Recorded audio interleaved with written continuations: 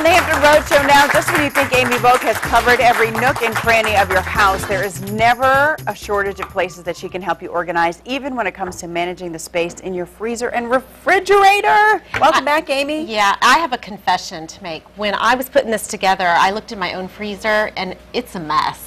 So this is my weekend project, is to implement these strategies.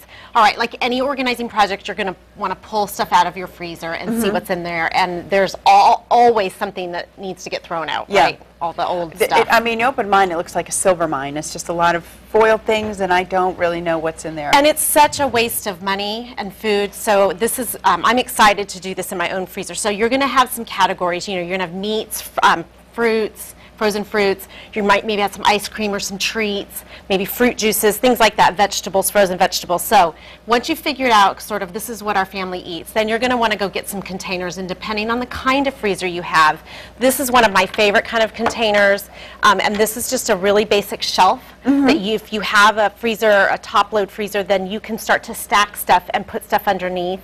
Get some bins. I picked these up in the dollar part of Target. Yeah. So get bins that will fit in your freezer, and I'll show you something neat down here in a second. Once you do that, I just made some simple labels on the computer, and I laminated them. You don't have to laminate them, but it does work better.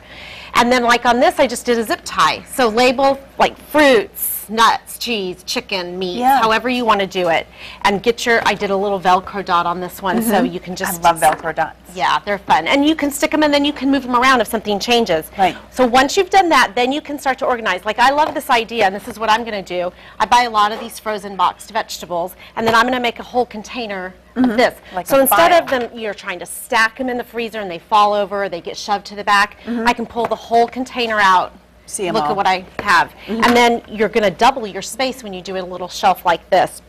So anything that's flat, this is such a great idea. This is a simple dish drainer. Yeah.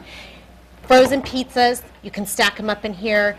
A lot of people will puree things and then freeze them in Ziploc bags. You could stack them right up in here in this dish drainer. A lot of folks may have one of these lying around because the trend has now gone to just having that flat kind of soft little foam mat. Yeah, so and it doesn't matter if it's plastic or metal. This one's metal, but if you have one laying around, clean it up and use it right in your freezer to organize any of the boxy kind of stuff. I'm dying to know what you're going to do with this. I know. So one of the things I love is meal planning, and I love this idea of taking, this is just a $3 paint tray, and then let's say you have 3 meals you know you're going to prepare, or you need to thaw in the fridge. Take your frozen things, your chicken, your vegetable, anything you're going to make, you can stick this right in the refrigerator to thaw the whole meal.